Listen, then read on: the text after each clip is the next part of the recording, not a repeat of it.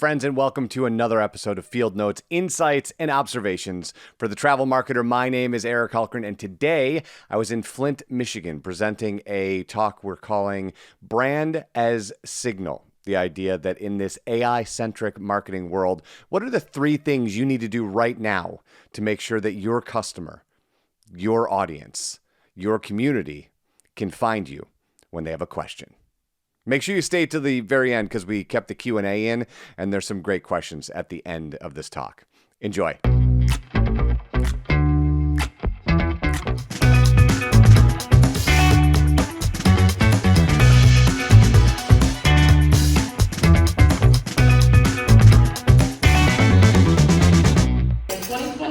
Will widen the gap between brands who adapt and those who get left behind. AI isn't the future, it is the present. Audiences are changing faster than platforms can keep up. The question isn't if you'll need to adjust, the question is how fast. The next 12 months won't reward the biggest budgets, they'll reward the clearest signals. So over the course of an hour, Eric will show you it is more than just keeping up. It's about learning how to lead in a market landscape that refuses to stand still. So please help me welcome Eric Hultgren to the stage. Good morning. I am so happy to be here. I love being here. I've said this numerous times, but I will say this once again. This organization has offered me the ability to come here and do this for the last 7 years, and I don't take this for granted. This is one of my favorite cities in Michigan because of the trust that you all have put in me. So with that, let's go. The idea here is that in 2025 in Q4 and on to 2026, your brand, the word brand, becomes the most important thing to push back against some of the disruption that's happening and embrace some of the other things. And the idea is that we don't lose signal with the audience that we're trying to connect with. So the thesis today, the thing that you need to grasp almost immediately is this, is that AI is not new, it's now normal. And I'm going to walk through for the next hour showing you that this is not a thing that we can pretend isn't happening. Because if you do, you're going to end up like Kodak. If you do, you're going to end up like the Yellow Pages, right? It's not new, it's normal. To understand it though, we've got to go back in time, and I mean way back in time.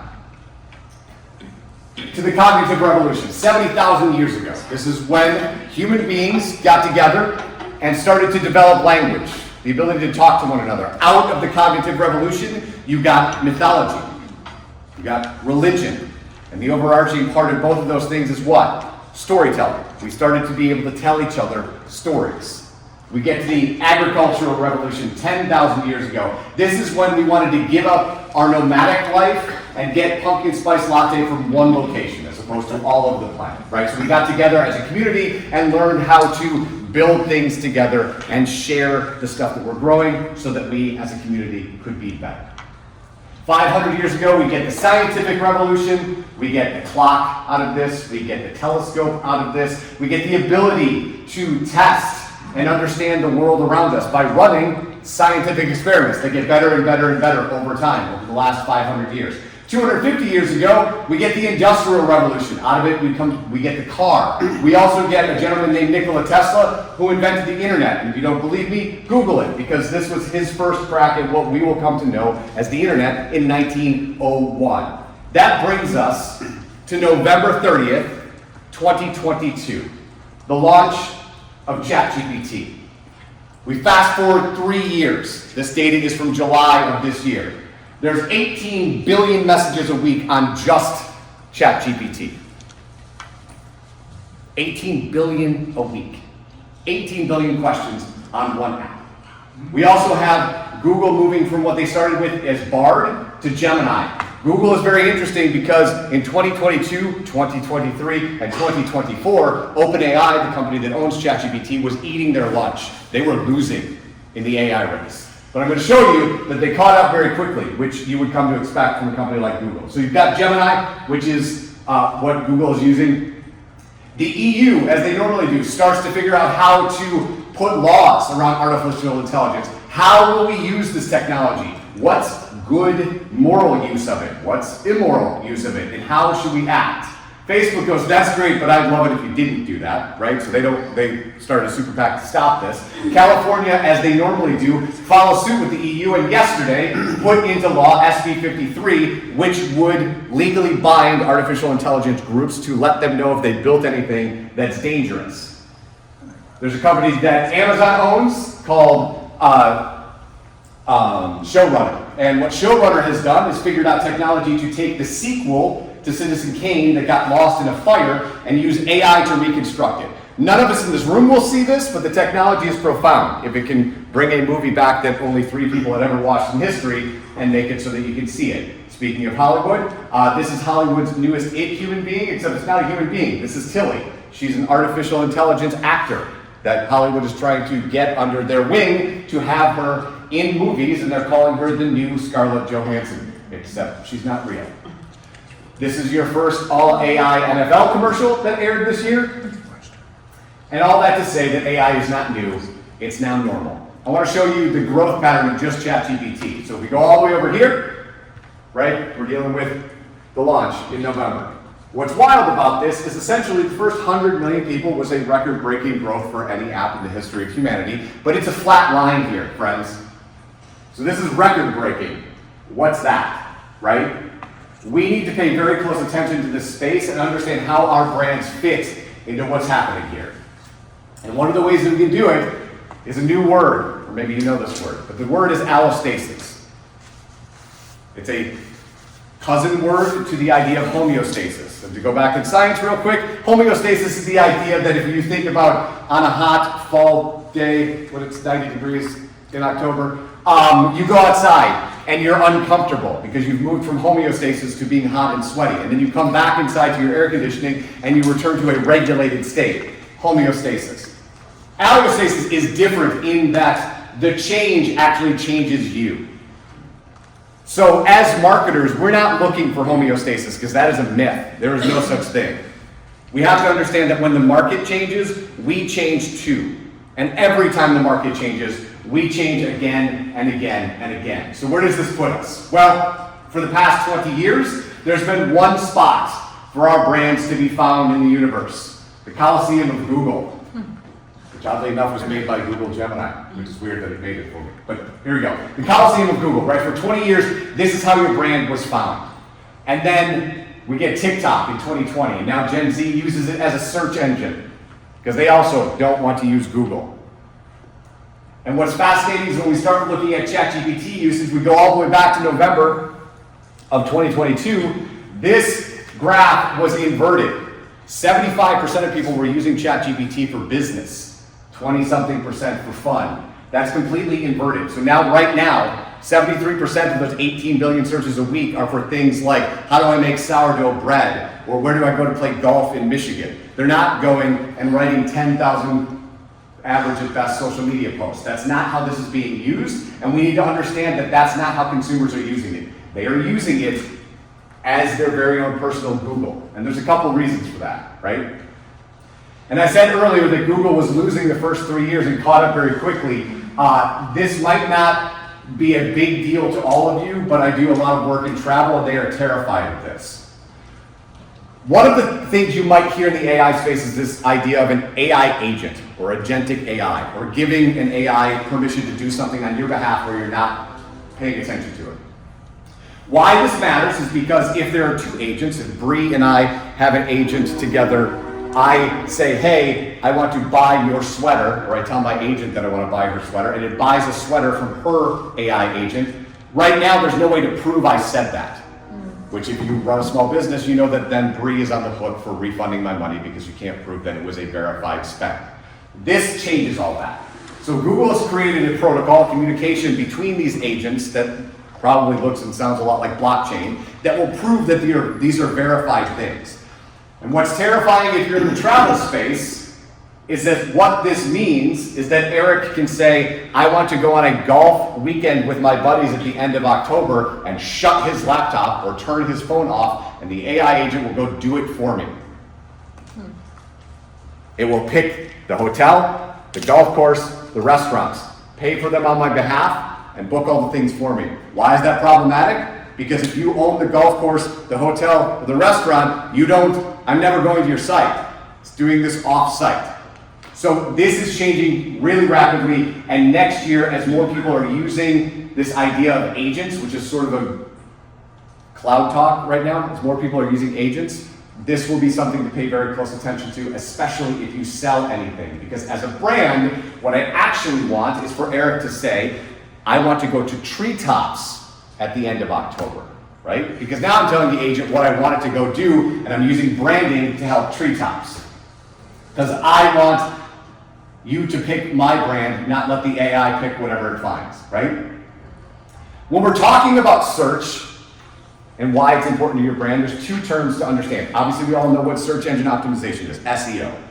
The new one is AEO. This is the idea of answer engine optimization. This is how an AI finds you. And I'm not going to get into all the nitty-gritty science behind it, right? All of the coding, because that's not all that interesting, but it's how you get picked.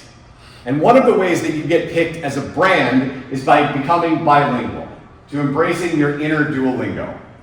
Because what we know about the consumers that we're trying to reach is that they love video. We love all sorts of video. We love Reels, we love Shorts, we love TikTok, we love Hulu, we love HBO Max, we love Paramount Plus, we love Prime, but mostly, still to this day, we like K-pop Demon Hunter. And we watch a ton of video, and that's important as a marketer to understand how the consumer is consuming things around you. And so one of the things that we are finding in the research, and OpenAI, the company that owns ChatGPT, just put this research out a week ago. You can read the paper if you'd like to. But it essentially says that blogs are going to be for AI, and video is for humans.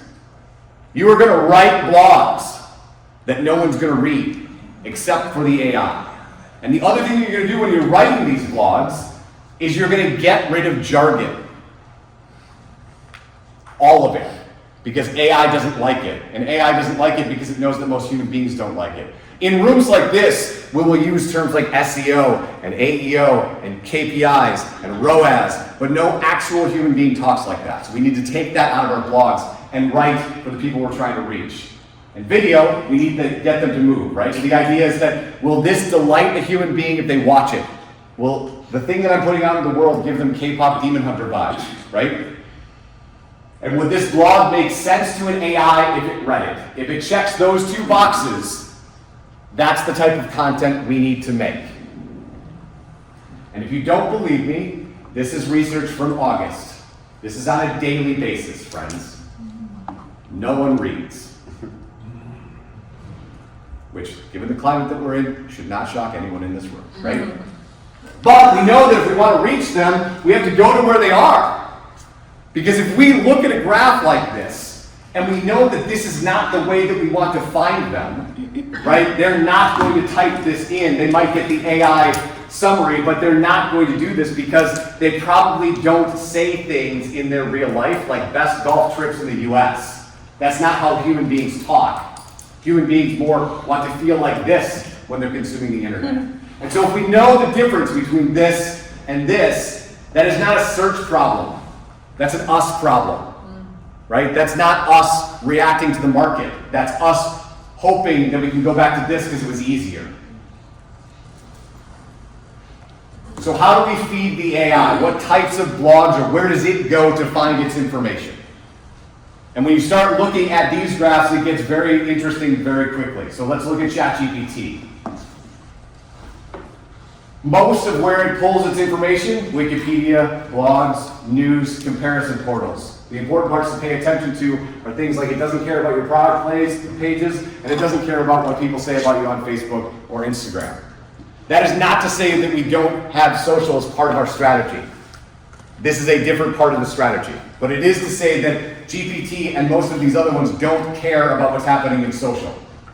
Gemini, a little bit different, right? Because it's a Google product. Uses YouTube, which is the second largest search engine in the world, blogs and news articles. Doesn't use Wikipedia at all, and maybe has a very tepid response to social media.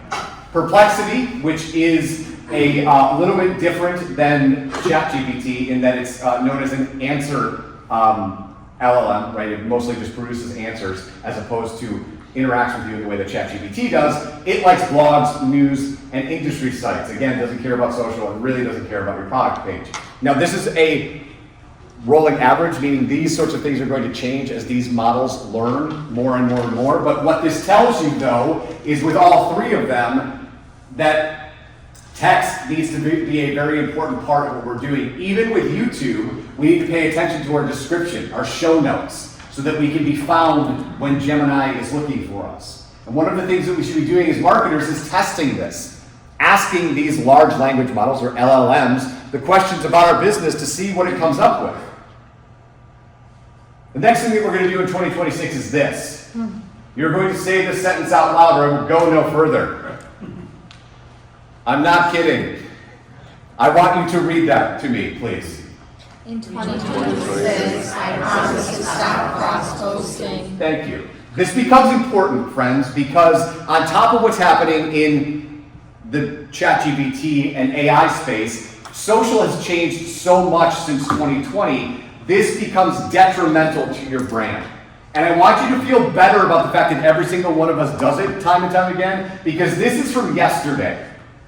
This is the Coca-Cola company, friends, that posted the exact same video on Instagram, on LinkedIn, and on Facebook with the exact same text. When I'm talking about cross-posting, I just mean putting the same post on multiple platforms. If you have a video that you spent 20 grand on, yeah, you should put that on every single platform. But you should mess around with the text that you're sharing or the way in which you're editing it. They did not.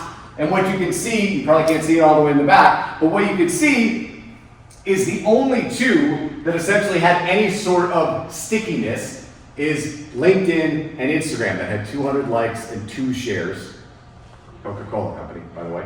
And then LinkedIn had 147 comments, but Facebook had 21, right? So if we're looking at the data, we know that as the Coca-Cola company, probably no one on Facebook cares about us. As Coca-Cola, the soda, probably lots of people on Facebook care about us. And there's a difference there, and you need to understand that difference. The next thing that we're going to do is when we're varying our pieces of content across the realm, if you will, we're going to watch about how these platforms, especially the ones that you do really, really well. Everyone in this room has a platform that their brand excels at. We need to pay attention to when they make changes. YouTube just had a huge update in August with their AI tools for creators that allows them to get things like AI-made music for their videos or AI stock footage so they don't have to mess around with Getty images or any of that stuff. They can go to YouTube, and if they're looking for a drone shot of the city of Flint, YouTube will give it to them as a creator so that they can use these new tools. Eventually, I'm going to guess that YouTube will charge for them or do something with them, but these updates are big if you're a creator and somebody who does a lot of work on YouTube. Same with what happens on TikTok. They do updates all the time. This is one from over the summer where they did AI Live, right? Where they take a static image and they turn that image into a video. I shared this with you not because it's cutting edge, because it's about a month and a half old. I shared this with you because I think when I say when a new product shows up on your favorite platform that you should do it, I think most people lean towards I should put animals doing funny things as part of my brand. And that's not necessarily what I mean. You should do something that connects with what you do as a brand, but you most assuredly should leverage these technologies because what happens is when a platform puts out a new product or a new tool, they reward you for using it. Over the course of August on TikTok, they were messing around with stories and specifically photos and text on stories. So that was a thing that they were rewarding if you played in that space. So if you've got a preferred platform, if it's Instagram, if it's Pinterest, if it's LinkedIn, pay attention to the updates. Sign up for every one of them. Every one of them has an engineering blog where they will tell you what's going on. So you can see these things happening in real time and then use them to your advantage. And I talked that your brand was going to be very, very important for the rest of this year and on to 2026, and it is. Because we need to understand that trust is much more important than reach. Because in the age of AI, everyone in this room has probably been served an ad or two that looks like this. Create 10,000 social media posts with our SaaS product, right? The problem with this is that this is not how you connect with an audience. This is how you post thousands of times on the internet with no stickiness, no engagement, no trust. And here's an example. This company put this out, so I'm only poking fun at them because this is what they shared. But this is an example of what this platform can do for you. So in the back, if you can't read it, it says, let's take a moment to celebrate the incredible friendships that have blossomed in the workplace. This is for National Friendship Day, right? Let's take a moment to celebrate the incredible friendships that have blossomed in the workplace. We spend most of our days at work collaborating, supporting, and sharing laughter with these wonderful souls. Do you see any wonderful souls? Because I don't, right? I don't see any people in here. To all our amazing friends who are not in this photo, we've made this journey. Thank you for being here through thick and thin. We don't want to thank you enough to be in this post, but we're going to celebrate our victories and lifting us up during these challenging times, right? National Friendship Day has no friends in it, right? This is the sort of stuff that AI will put out at scale, and why we need to push back on it, because this doesn't work. This is really, really, really dull social. So we need to avoid this stuff because trust with your brand matters. And if everybody can make 10,000 posts a day, then volume isn't a distinguishing factor. It's not a competitive advantage if everyone can do it. It's not a differentiator. What is trust, or we might call it taste. Right? We have people or brands that we follow because we like their taste. We like their aesthetic. We like what they do in the world, right? I'm a huge fan of Wild Turkey, so when I see this aesthetic, I trust that I know what's going to happen here because I know what this brand stands for, and it continues to do that time and time again. Because nobody buys anything unless it produces for them, not for us, for them, more value than it costs. And so some of the stuff that we can do heading into 2026, humans in your content, consistency, what can people expect from you? And then breaking that consistency, how can we surprise them, right? But we need to be consistent. Notice if anything's being shared by the users. Notice if anything's being shared by your peers. And then if you're using anything in AI that should be transparent, make sure we're telling them that. I don't know if there's any golfing fans here, but the Ryder Cup was a bit of a dumpster fire this weekend, right? One of the things that I thought was interesting yesterday is it took me a good 15 minutes on TikTok to find an actual Rory McIlroy talking about the Ryder Cup. Because there was hundreds upon hundreds upon hundreds of AI post-press conferences out there that weren't real. And so one of the things I'm concerned with as somebody who teaches mass media is this media literacy to look for these sorts of transparencies, to know that it's not real what he said, so we're not reacting to that. And I want to give a brief aside about 2025 and 2026, and specifically about the word going viral, or the phrase going viral. Because if we were in a room today that looked like this, we would think that today was a huge success. Right, friends? You would think this was awesome if that many people were here, right? Okay, if we filled this room, so this is about 800 people, this is 6,000 people, this is 11,000 people. Any three of those would be a wild success for this morning. And yet, if I only got 700 views on my TikTok, I'm sad about it. If I only got 1,000 views on my TikTok, I'm sad about it. We need to adjust our perspective on what we actually want these platforms to do for us and what they actually could mean if we only had 10 people viewing our content, but one of those 10 people paid us $150,000. That would be a win, right? So I want you to think about this as we go on to 2026. So specifically, what can you all do now until the end of time? So let's talk very quickly about cross-posting and what you can do instead. Here's the major 6 that I tend to concern myself with. We don't want to post the exact same thing in the exact same way on all 6 of them. So what do we do instead? Well, over the summer, my team and I, like I said, we focus on education, travel, recruitment, and healthcare. So in travel, we wrote a 65-page white paper on how they can leverage AI in the travel landscape. We wrote this white paper knowing that no one is going to read a 65-page white paper on travel. Instead, what we wanted it for was this, right? So we're going to take that 65-page white paper, and we're going to turn it into 200 pieces of content. There's the large form white paper, there's blogs that come out of that, short form video, email, and I'll get to email in a second, but email for us is the best performing thing that we're doing right now in every one of our verticals. And for those of you taking photos, feel free to take all the photos you want. You will get a copy of this deck when it's over. We call our Instagram carousel ads battle cards. So these are essentially action items for people to use whenever they want to. Podcasts, out of those podcasts, we pull more video cuts, pull quotes that go to X, and then things like today, where we do keynotes based on the information and the research that we've gathered in this white paper. This is not to say that everybody in here needs to do white papers. It is to say that you should find big pieces of content that you can break up into tiny pieces and put across the universe. Go ahead. I'm so sorry, I'm unfamiliar with the term white paper. What would that refer to? I love that question. Don't ever apologize. You can interrupt me. So a white paper is essentially an industry research paper that helps whatever, in this case, travel. So we went out and did research and interviewed experts in the space of AI and created essentially a textbook lighted 65 pages, but a textbook that they can then take and hopefully learn from. One of the things you'll find a lot in the business white paper space is it's used as a lead magnet. Have I written something interesting enough that you will give me your email? That's the point of the white paper. Gotcha. Right? Perfect. Okay. So we use that to make 200 pieces of content. And from that, we rinse and repeat. So for you, you just need to find big things that you could create content around.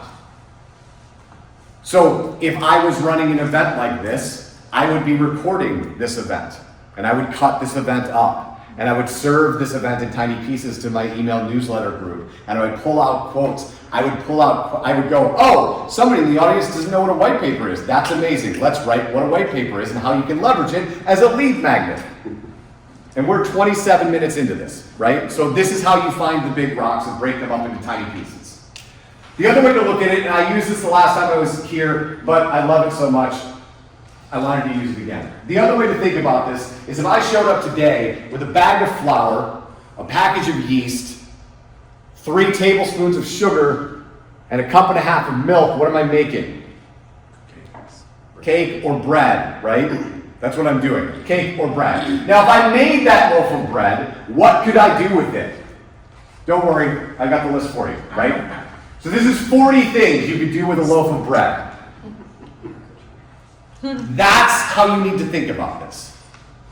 What are the 40 things I could do with all of the stuff that I'm already doing? This is not a call for you to start large-scale content creation, like big pieces of content if you aren't already doing it. It is a call, though, to spend 7 minutes thinking about the stuff that you're already doing that you could break up into smaller pieces and use to find pieces like that. That question right there will fuel me for the next 2 weeks. To go, okay, there might be people who don't understand that word.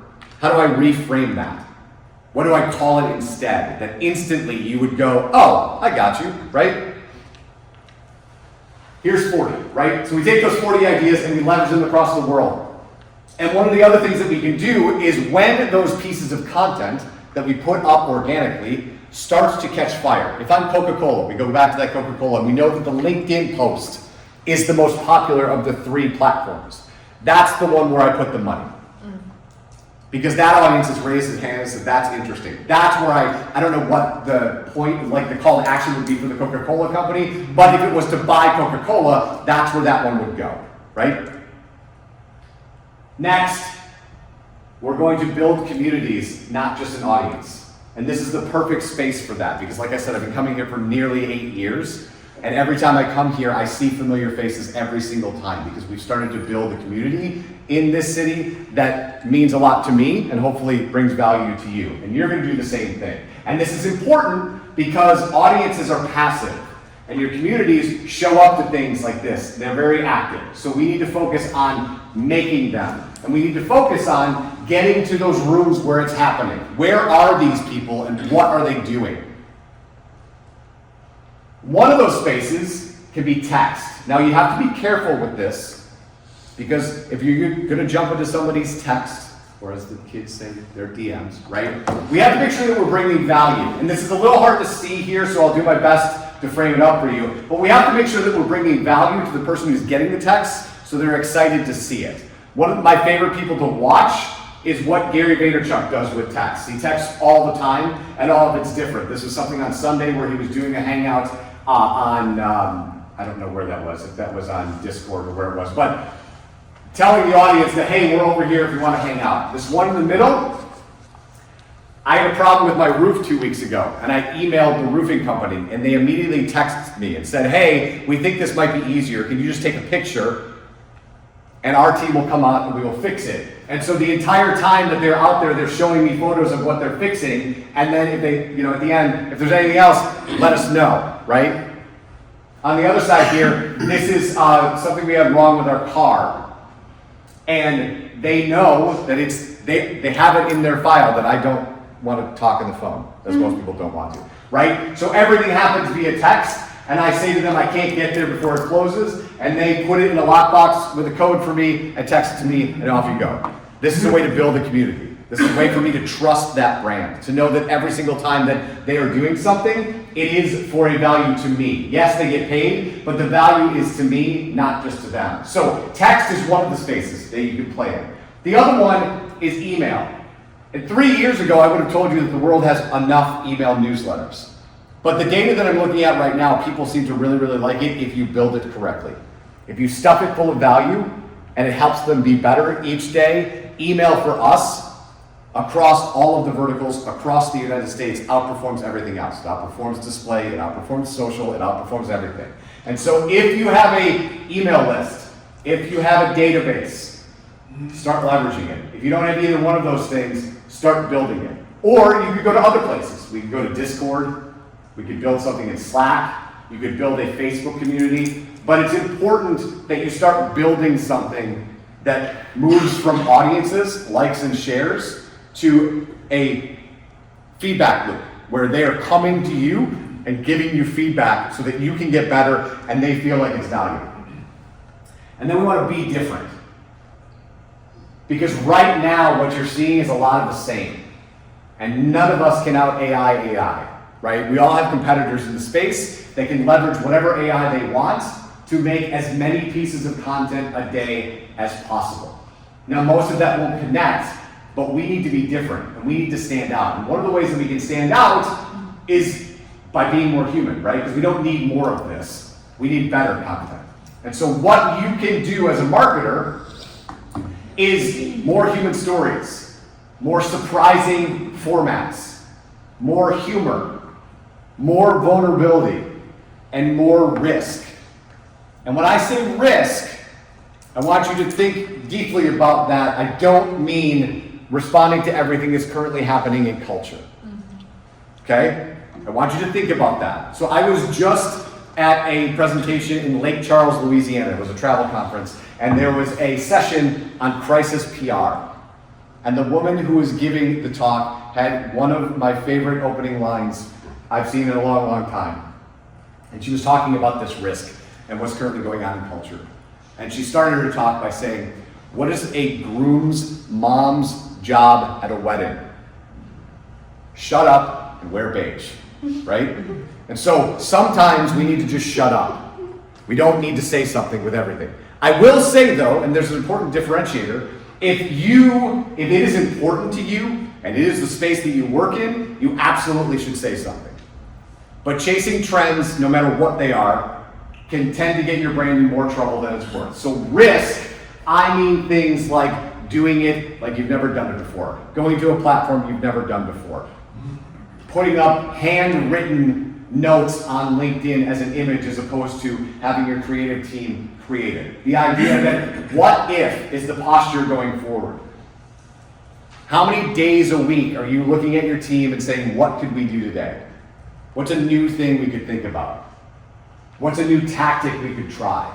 How will we measure that? And how will we know if it works and if we should do it again?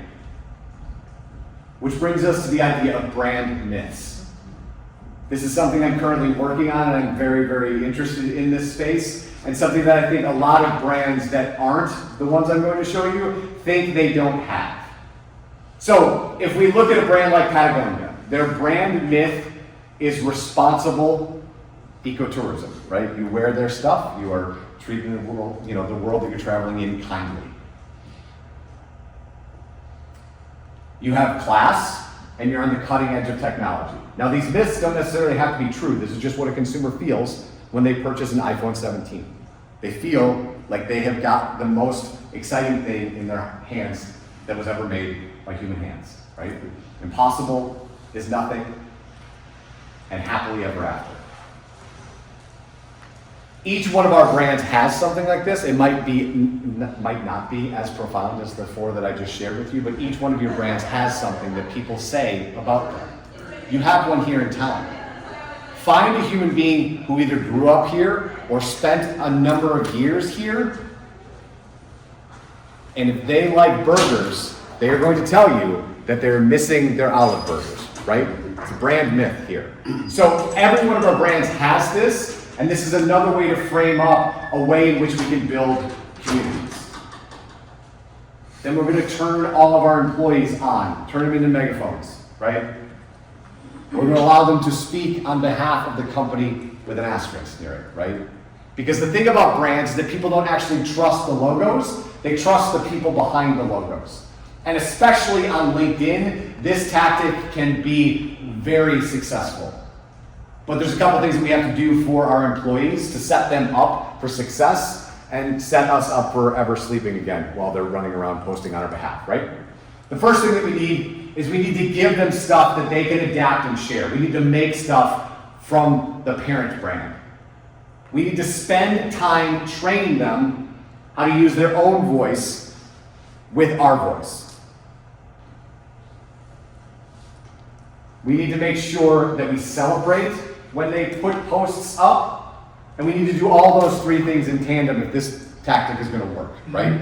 We need to give them stuff to do, we need to tell them how to do it, and when they do it right, we need to celebrate them. But the one thing that we can't do with this tactic, because it will not work, is we cannot police them. We can't be yelling at them all the time if the period's in the wrong place. That doesn't actually matter, right? If there's a big issue, yes. Little issues, though, we're not going to police them. And then we need to change our scorecard. To go all the way back to the beginning of this, with all of the disruption that AI is bringing into the marketplace, we need to measure things differently than we ever have before. Things like Google Zero, or things like how AI search is taking your traffic. All of that leads to a phrase in the AI space that they're calling zero-click attribution. That's just a fancy way of saying they never went to your website but still bought something from you. Okay? Now, if they never go to your website but they still bought something from you, that means that perhaps web traffic becomes a vanity metric. So what does this look like? Think about this twofold. What does this look like if Google goes from 90% of search to, let's say, they won't go to 0, right? Let's say they go to 60%. Well, there's 40% in there-ish, right? 30% in there, where businesses are going to be disrupted heavily by the fact that that much search disappeared. Now, if you are somebody that makes a living off of web traffic, what happens when that doesn't matter?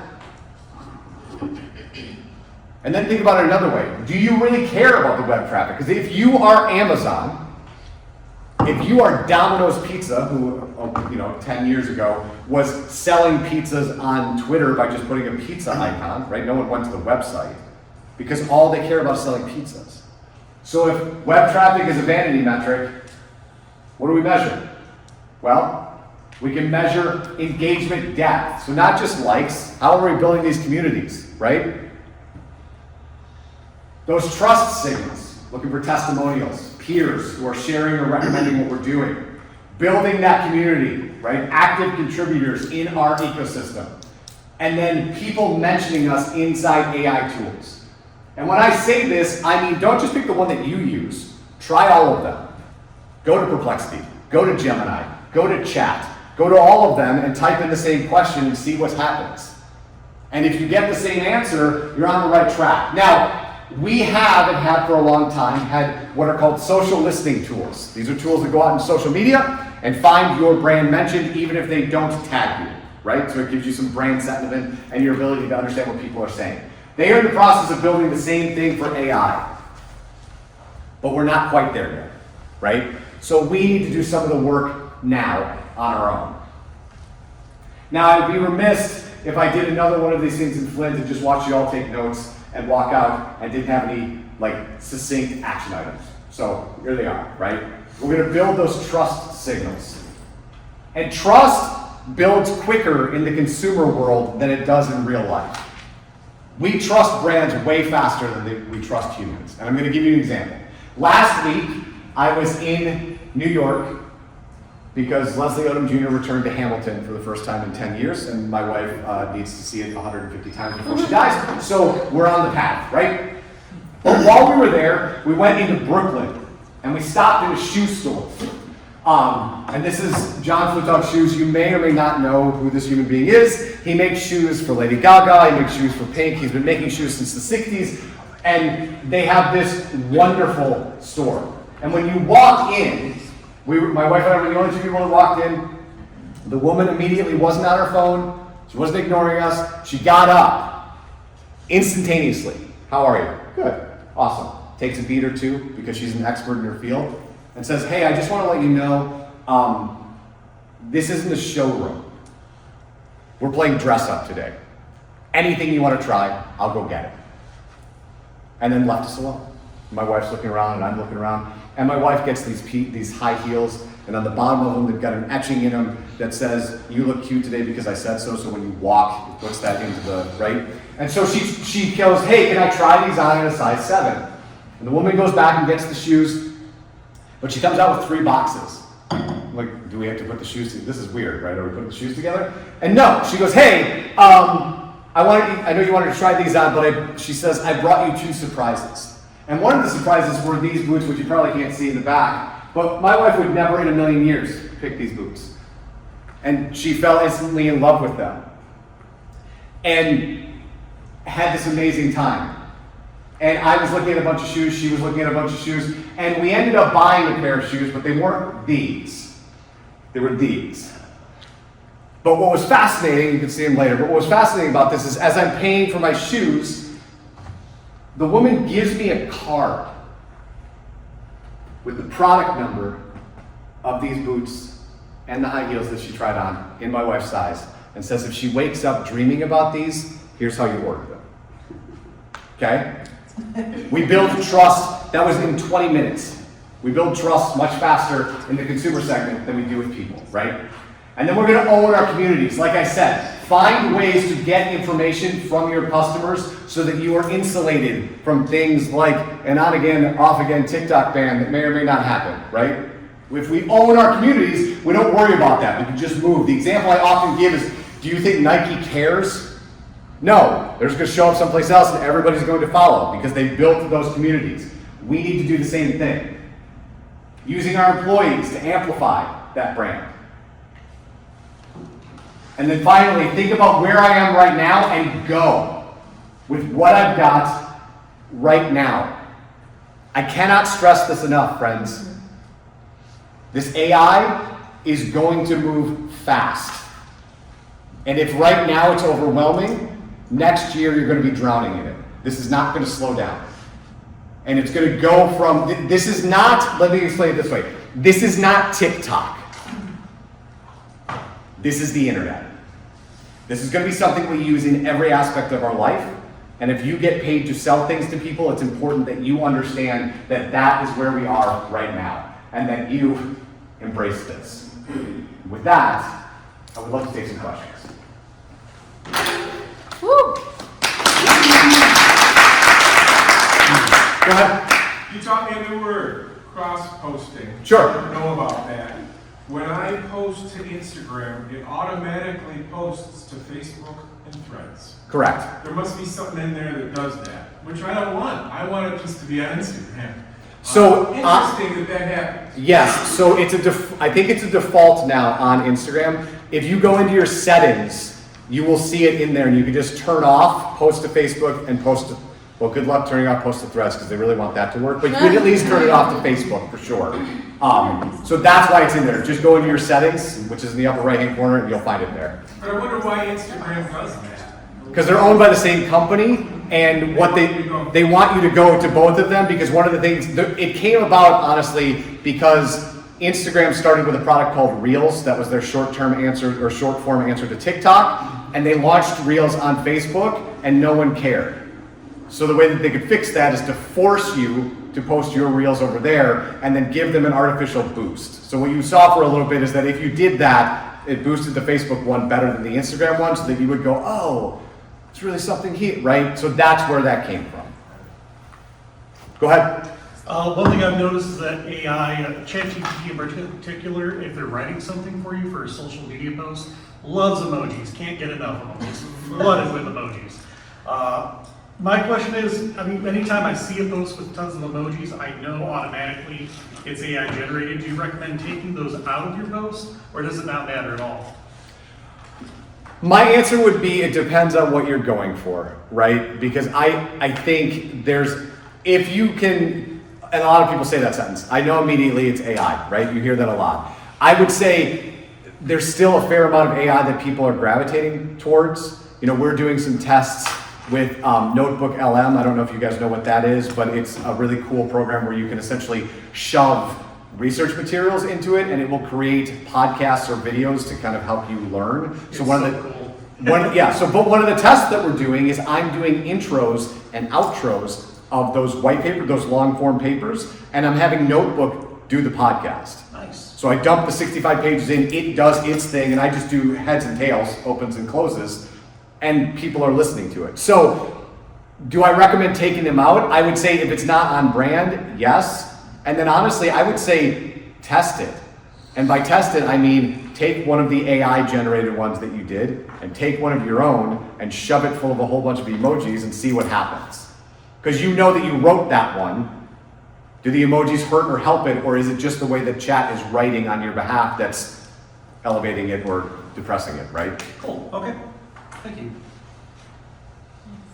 Because we're about on the precipice where it's going to be 10,000 garbage posts, so people will just be inundated with AI and stop saying the sentence, I know immediately it was AI, right? Instead, they'll just be looking for who has the answer to my question, right? Go ahead. I'm going to make myself a little vulnerable here with some of our wonderful members, but one of the biggest things that, selling points of the Flint Genesee Chamber, especially for those who don't come to our events or can't, is that we really boost their visibility through our online directory, and we've got a wonderful marketing team who understands algorithms of search. Yep. And I guess my question is is that is being really effective on the Google search side of things? Does that translate to AI? And I think I know the answer, which is not necessarily, which is basically what you're talking about. But then the question is, what should we be doing as one of those channels that directs people, the public, to our members? What would some of the things? What would be some tips either that you give to us or that we pass on to our members? Twofold. I just want to be very clear. I'm not saying stop doing search. Right, Just know that right, it's gonna slow down. It's not the only thing, right? Yeah. And one of the reasons, though, that this, in my opinion, maybe not just my opinion, but one of the reasons that I believe this has gone so far so fast is because of the flexibility of the large language models. They will talk to you like a human, right? And for a long time, 2 decades, you and I would go, top 10 burger places in Flint, enter, 10 blue links, click on all blue links, read article to figure out the question on, right? And we don't have to do that anymore. And even on Google, you get some of the AI summary, but my concern about the AI summary, and I have no factual basis for this, but it's the same company. My concern is that that AI summary is going to be bought and paid for and be equally awful, right? So if that entire experience sucks, those younger consumers are going to go someplace else. So my advice to you would be things like go into chat, go into Gemini, go into Perplexity, and ask them the questions that you want your audience to be looking for you for. and see what it says, and then create content around all of that. Secondly, if you don't already have it, take those same questions and go directly to TikTok and start making videos about those answers. Because if you know that Gen Z likes it as a search engine, and you know that search is slowing down, and you know that LLMs exist, those are the three things that I would do in short order. And start, like, instead of looking once a month at GA4, I'm looking at it weekly. And one of the weird things, this is kind of a weird aside, but one of the weird things that we found is Perplexity has its own search engine, but that search engine doesn't show up on GA4, it shows up as Perplexity. So we're not even getting great AI data in GA4, so we've got to figure out other ways to kind of hack at that system and get the best answer for right now. Thanks, friends. I did notice your shoes, which is saying something, because like I wish Payless would come back. That's why I like stand on shoes. So I did notice your shoes. Thank you. They're amazing. Thank you. Thanks, friends. Have a great day. Thank you. Great job.